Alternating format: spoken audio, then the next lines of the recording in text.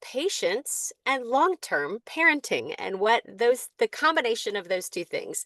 So, welcome back to Food for Thought. For this season, Becky and I are so excited to get started. And we will meet every Thursday, 12 o'clock Eastern Time. Yeah, and save this link. If I'm correct, Peyton is hosting this year, and so it'll be the link every time. And we can get a calendar out to you guys to show you. Basically, we're following the school calendar, taking December and May off. Yeah. So it should be great. All right, let's get started because this is a really cool topic and it's one that is germane for people who have 2-year-olds all the way up to people who have 20-year-olds, even and beyond. So, the key takeaways today is the real importance of long-term parenting, and I'll say what that means in just a second. We're also going to give some examples and ideas about ways that we as parents can be more patient and why that's helpful for their kids.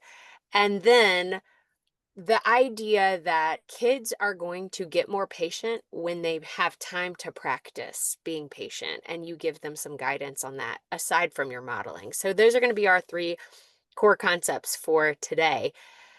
Talking about long term parenting, though, this has to do with helping you set goals and vision for your future because a lot of time the immediate takes precedent over the important. And when we parent in the immediate, we are often parenting out of fear or out of annoyance rather than out of our best interest and the best interests of our children. So, when we think about long term parenting, that actually can help us be better parents, be more consistent, be better boundary holders, be kinder, because we have decided ahead of time how we're going to be, what we want to do. And this also is one of the things that if you lay this foundation now, it actually can help you be more patient. We'll look at that in just a second. So, Becky, you are the perfect person to ask some of these questions to because you actually have kids who are in their 30s. So, what are the best things about your relationships right now? Because you did this right, right? What are the best things about your relationship with your children right now that they're in their 30s? Well, I have to say I didn't do a lot of things right. Um, I think I learned parenting through the school of hard knocks and made a lot of mistakes along the way. And the beauty is that um, my children don't seem to be any worse for the wear. So all the bad things that I did along the way, um, reacting out of annoyance, which was on your previous slide, I did all of that. Um, but I have to say that we definitely had long-term goals and kept those in mind throughout. I love the relationship in the 30s. I am on the phone or on FaceTime or in person with my 30 something children every single day. And so now I have two of them that live within 5 minutes of me, which is really fun. And we go to church together. We're very involved with the grandchildren, and even, I mean, way closer than the 20s, because the 20s are when they're really involved with their peers and kind of post-college career building. And I think that when your children hit their 30s and they begin, God willing, to start their own families, that's when they come back to you because you represent family. Hmm. Well, it sounds like you have what a lot of us want and are shooting for, which is independent children who enjoy being with you and still rely on you to some extent as a guide and a support, but don't need you to live, Yes. right? Yes. Um, My children fly me to California. right. I'm here for a month. I'm the chief cook and bottle washer and toddler wrangler and completely involved, but they know they need me. And I think this is the difference, that we have a lot of families where mom and dad are both working and they're juggling a lot of things. And it's really nice to have that privilege to help support that, because it is hard. And I know my families are in the trenches, and they're in the early years of building their families, and it's busy, it's taxing, and it's easy to react rather than be proactive. But that's why Peyton and I are here, because what we've heard from the years of food for thought is it's like a little shot in the arm that reminds you of things you already know. It gives you that shot for a week so that you can be that be that proactive guide with long-term goals, and not the annoyed parent reacting to the words they say. Right. Well, I think the key thing I'm hearing from you, Becky, is that you are in a healthy relationship with your children. You've moved, right? If parenting is different stages, you've moved into that beautiful friendship stage that can sustain a really strong adult relationship. And so I think when we're as parents, a lot of times we get stuck in the mire of the now, of the 3-year-old having a meltdown, of the 13-year-old forgetting their homework, of the 18-year-old deciding they don't want to go to college. And we are in those moments of, oh my gosh, but really, and we respond because we haven't, or we forget that long-term vision. And so I think some questions that have been helpful for me to just write down, and I would challenge any listener right now to either write it down or take a second and hit pause when you're watching this on YouTube and think about, what do you want your child to say to you after they walk across that graduation stage? What are your long-term goals for your children, right? And a lot of times it's not, if we think long-term beyond 10 years old or beyond 15 years old, it's not that they are the best on, the cello floor, or that they made the top part in the play, or that they are a champion basketball player, or that they made straight A's, right? Those are things that we cling to now because they feel important, like, oh, if we do that, we'll get to where we want to go. But sometimes we make those into our long-term goals, and those things can really actually undermine our long-term goals and undermine our patience with our kids. So if you think about, Becky, like, can you name 2 or 3 qualities that you either wished for? You said you had long-term goals for your kids when you were parenting, or 2 or 3 qualities that you think your kids have now that you're really glad that Mm. they have. Well, I think keep in mind that your children are going to grow up to be you. And people underestimate that. They are watching every move you make. They are watching when you react, and they're watching like what you do. They're watching how you interact with the people in the grocery store. They listen to your tone of voice when you're talking to people on the phone. Every single thing, and they're going to end up to be very similar to you. I see things that clearly my children kind of inherited from us. I also see the things they chose intentionally to do differently. But I think that the values, we wanted our children to be others focused. We were very intentional about being others focused and not allowing them to concentrate on themselves, their needs, their desires, their wants, their goals. And I think that's a trap it's easy to fall into, but we wanted to point them toward others. Some of the things we did was we did a fair amount of volunteering and serving others. Um, that helped. We would adopt families at Christmas and have our children go shop for them and imagine what those children might want for Christmas based on their ages and stages, pointing them out outward. So being others focused. We wanted them to have a spiritual life, and we were very intentional about that. And that kind of went with others focused because people who serve God recognize that they're not the top of the food chain, right? There is a higher order, and that decreases anxiety in children because they feel so much pressure today in these times to invent themselves and have passions and be super good at things and perform. And when you point them to God made you just the way you're supposed to be, he did not make any mistakes. That allows them to say, I want to grow into the person God made me to be.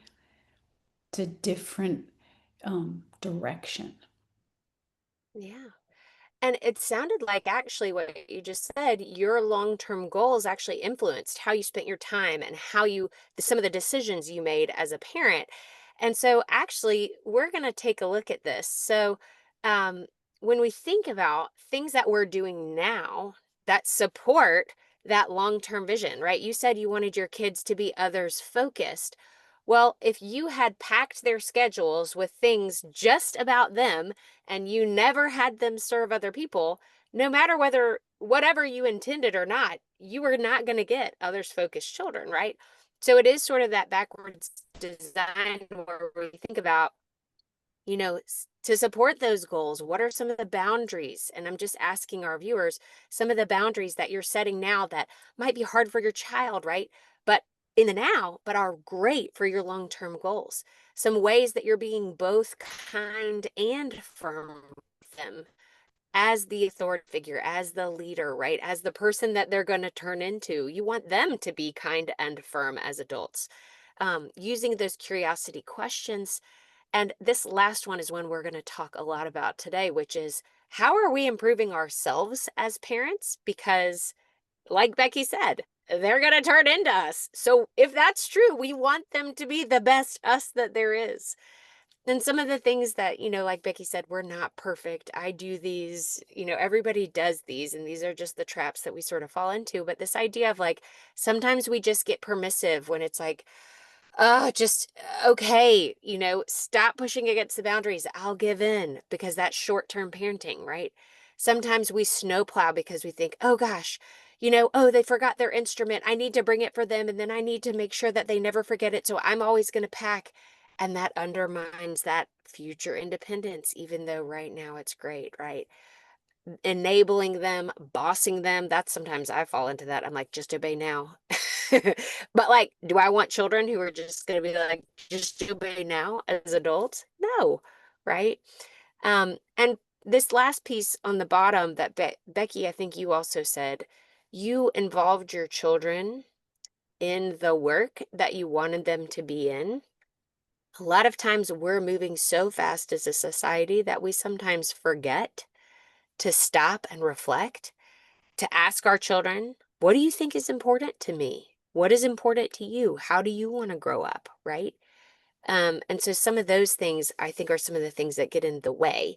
Becky, any kind of thoughts on this before we move into patience? Yeah, I think one of the guidelines that I really like, and I wish I could attribute it to the right author, is in the elementary years, you are the governor. And it's really before preschool and elementary, you're the governor. In middle school, you're the gardener. And in high school, you're the guide. I really Hmm. like that paradigm. And it helps you, when you're setting those boundaries in elementary school, don't ask them if they would like to do something that you really want them to do that is necessary. Never ask their permission. You're the Hmm. governor. You're kind, you're benevolent, but you're the governor and you have rules. And that's what they need to follow. When they get into middle school, hopefully you've done your work, setting up that structure, those foundational things, your authority. And then you can start helping them to flourish in ways that you see them growing. the direction that they seem to be going. That's where you can help them and remind them. And then in high school, you're really kind of watching all of that fall into place, helping the guardrails. You're going to have those guardrails up, but getting them ready for that college experience where they're going to be independent. They're not going to call you and ask questions, hopefully. I still recommend How to Raise an Adult by Julie Lithcott Haynes. We don't want our children to end up in college and feel like they have to call us for every decision they make. They're independent at that point. Yeah. That long-term goal, right? So let's think about one of these ways that we can improve, right? If our children are going to be us, we want them to grow into be long-term patient adults. And these are some of the things that some research has been showing around patients that I think is really interesting. I went to a conference, a positive discipline conference back in June, and one of this was and she said, if you think about your emotional, physical body and emotional states as being either in a green state where you're kind of calm, you're reacting or responding from not a sense of stress. A yellow state might be that you're a little bit heightened, right? You feel that kind of stress, right? Or red would be just your lid is flipped, you're, reacting from a full-on fight or flight state. She said most of the clients that she sees, both adults and children, are living their lives at a yellow or red state all Mm. the time, that they never come down to green. They are always in fight or flight. Well, it's really hard to be patient if you're never in green. Like we want to be majority green, not yellow and red. And so these are some things that she talked about at this conference that can help you get to green, right? And one of those things that she talked about, and it's not on here, but it's about getting enough sleep, eating properly, and exercising. And this is not just for you, but also for your kids. And that those things can really help you be on green. So if you notice that you're sort of operating in a yellow or a red state, it's near impossible to be patient when you're like that. Becky? Well, and guess what? That's exactly what they're going to do. So you're somebody who eats properly, they're going to eat properly when they grow up. You exercise, they're going to exercise. I mean, they're going to see the way life happens. I would say, 90% of that they're going to learn from, and they're going to see how you deal with stress and conflict. And so it is really good to try to watch what you're doing with that. I have to say, my daughter said the a quote by Warren Buffett. Wish I had it written down about words and never allowing words to impact your emotional state. Now, that's better, easier said than done, right? But if you think about your kids' words are what set you off. When they say no, when they're disrespectful and they talk back, when they act so smart, or they try out new swear words on you, or all the things that kids do, put on your armor and don't allow your emotional state to rise to the occasion. Remember Yeah. that long term that Peyton's talking about. That's hard, but the more you train yourself, the more you'll be able to do it. Well, and what Becky's talking about is this image right here where you've got this image of the stimulus and then the response and the gap. And patient people have a bigger gap and have worked to create a bigger gap between the stimulus, the, you know, curse word your child says, or the fight they get in on the playground, or the sassy tone they take with you, right? That's your stimulus, which we don't always choose. Then we have this opportunity to pause, to create a gap between what happened and how we respond. And when we have that gap and we're not reacting, but we're choosing to respond, we can, in that gap, do a few things. One is do some deep breathing, right?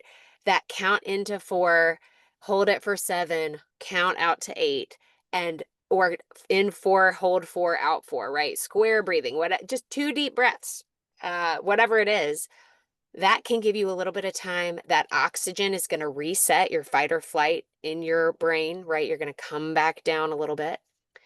Then you take what my friend Laurie Cohen, who I met at a conference, says is the conscious pause, Yes. where in that moment, in that gap, you decide, how do I want to respond? Who do I want to be in this moment, right? How would a patient parent respond?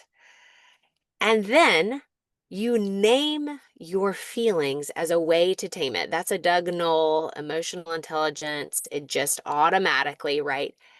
You can even say to your kid, I feel annoyed because you took an unkind tone with me, and I wish that you would speak respectfully.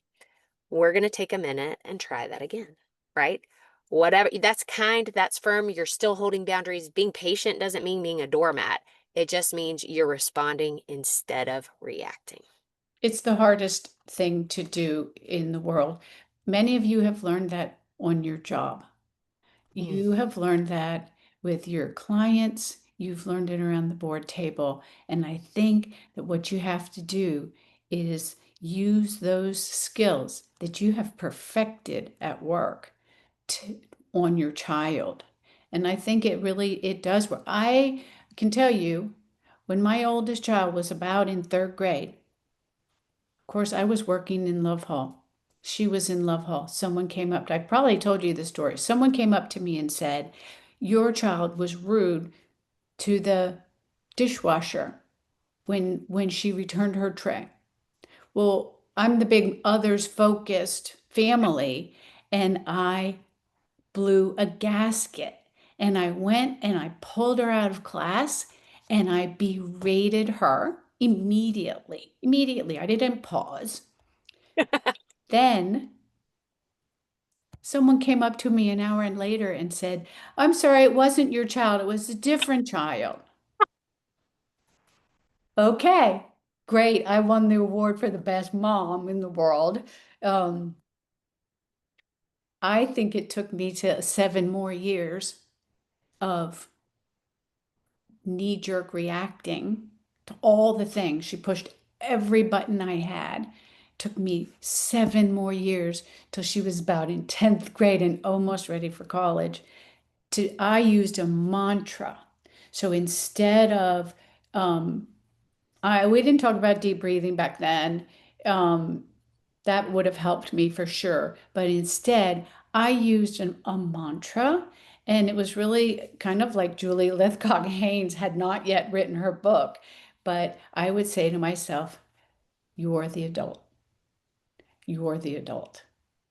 And so I wouldn't get on her level Mm. to respond as a peer. I would remind myself, and so I was getting that conscious pause because I was pulling that mantra out, using it. And I often forgot, but that's how I finally became the parent I wanted to be in that situation. And that's the same girl who just told me what Warren Buffett said about words. Um, so we're never going to be perfect, but we can get better.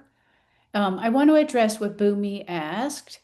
But what did she say? What do you think about self-improvement? And the child being conscious of your desire to improve. It's fabulous. It's fabulous because you're giving her the building blocks for when she has a goal for self-improvement.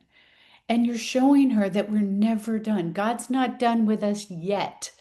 And we are always going to be works in progress. So, what a wonderful example to give to your child. I'm improving. And you can even say that when you've just berated your child for something that they didn't do. You have to go back, humble yourself, say, I made a huge mistake. I am so sorry. Will you forgive me? Yeah. Well, and part of patience too is having patience with yourself as a person who is growing, right? And I will just full disclosure, I am not a patient person. And I have told my children over and over, I am working on my patience. I'm not great at it, but I'm working on it. And actually, the biggest compliment of my life, the other day, my daughter said, Mom, you've gotten a lot more patient. And I was like, oh, but honestly, you guys, it's because this stuff works. It's because I put myself on green. It's because I take some deep breaths, not just when I'm mad, but also during the day, just to like level out my cortisol, right? It's because of the conscious pause. And it's because of this idea that we get to choose, right? A lot of times I love this. I found this online. This, when we're on autopilot, there is no gap between that stimulus and response. You're not choosing, it's just your habits. It's maybe the way you were raised or it's the way you feel. But again, when we have that long-term parenting and we think, I want my children to be independent, but they are late getting out the door. My automatic response is, well, I'll just grab their stuff because I can do it faster. I'm being impatient, but I'm also getting it done. Short-term parenting, right?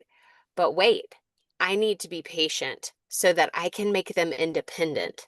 And I need to make time for them and support them, but not do it for them, right? And so, what is automatic in me is to just get it done and get it done right and make sure my kids have all their stuff. But what is long term is to build independent kids. And so I have to choose that. So in those moments at 7 a.m. when I'm like, we got to get out the door, right? There's an opportunity for me to choose. Don't go on autopilot. Don't be my habit. Choose long term. How do I want to be? So I think, if you think about this is our last little slide on this, but again, exactly what Becky said, we've got these mirror neurons that there are things, whatever you are doing in your brain, there are neurons firing in your child's brain that are supporting that mimicry. So this is not just like woo-woo stuff, it's literally science. And it's important for their emotional attunement and it's biological.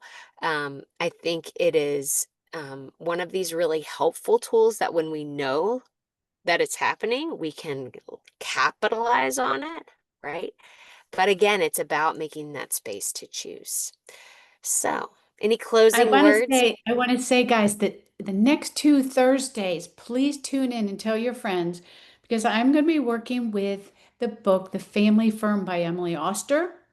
You may have used Emily Oster's book Crib Sheet when you had a new child. She gained a lot of notoriety because she's very data based.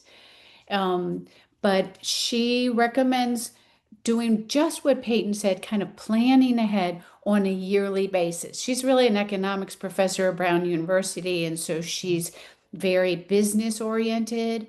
But the wisdom that she brings will help you kind of get set for this coming school year. So invite your friends and come with a pen and pencil to think about your goals for the year, and I'll walk you through her book and her some really good ideas for strategizing. Awesome. Well, we are so excited. Thanks so much, Becky, and thanks y'all for tuning in. Be sure to share and share with friends.